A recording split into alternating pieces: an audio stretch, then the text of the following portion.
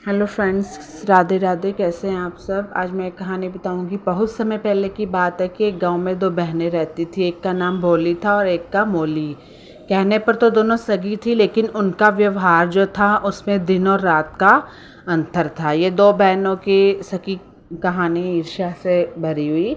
भोली और मोली के परिवार वाले भी इन दोनों बहनों में भेदभाव करते थे। भोली दिखने में ज़्यादा सुंदर थी और इसलिए घर वालों ने उसे सिर पर चढ़ा रखा था। वही जो दूसरी और मोली थी, उसका रंग काला था, इसलिए सभी उससे बुरा व्यवहार करते थे। उसकी बहन भोली भी उससे बहुत भला बुरा सुनाती। भोली काम करने में बहुत आलसी थी। वही मोली जो थी वो दिन रात मेहनत करने में बिल्कुल भी नहीं हिचकिचाती थी, मतलब मेहनत वगैरह करती थी।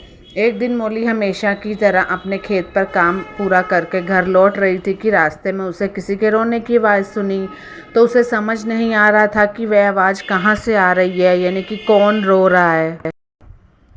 तो उसने इधर उधर देखा, अगल बगल दौड़ाई नज़र, कुछ भी नज़र नहीं आया उसे। फिर उसे ऐसा लगा कि जैसे कोई झरने के पास बैठा हो।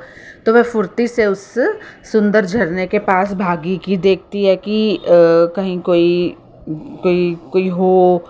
तो वहाँ पहुँचने पर उसने देखा कि एक खूबसूरत हंस घायल हुआ पड़ा था और उस हंस का खून जो था वो लगातार बह रहा था। तो मोली ने बिना देरी किए उस हंस को उठाया और अपने घर ले आई। उसने कई दिनों तक उस हंस की पूरे तन मन से सेवा की, बहुत अच्छे से। मोली के उचित देखभाल से वह हंस पूर्ण रूप से ठीक भी हो गया, स्वस्थ हो गया।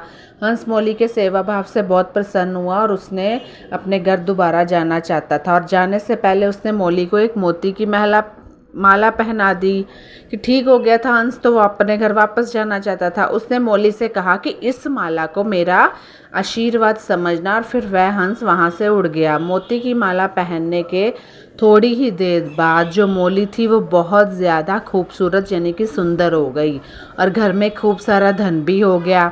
अब सब कोई मोली की खूबसूरती का तारीफ़ करने लगा।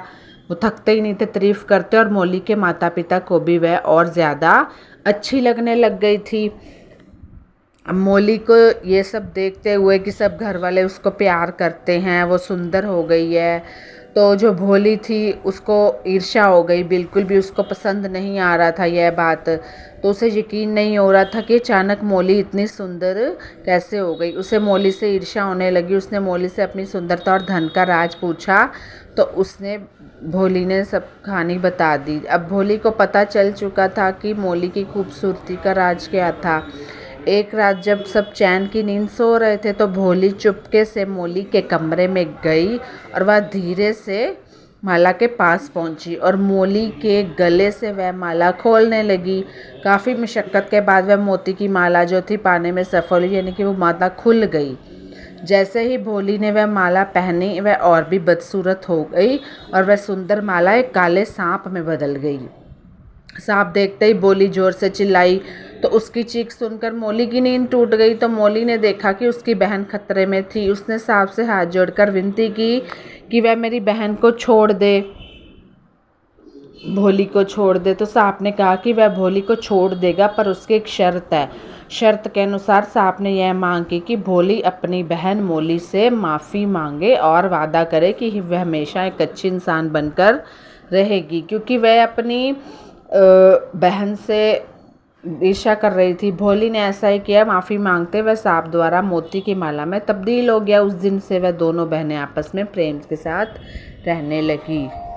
क्या होता है कि जब एक दूसरे को देख के हमारे मन में उसके प्रति वैर भावना आ ही जाती है, दूसरे को सक्सेस कोई भी नहीं देख सकता। इस कहानी से हमें क्या शिक्षा मिलती है कि कभी भी लालच नहीं करना चाहिए। लालच एक बुरी बला है। किसी से ईर्ष्या नहीं करनी चाहिए। उसको, वो तो थी सुंदर, उसको लगा मैं और शायद सुंदर हो जाऊं। धन्यवाद। Bye bye. Please comment, like and subscribe my channel. और मैं आपके लिए कल और भी अच्छी अच्छी स्टोरीज गणेश जी सबकी लेके आऊँगी।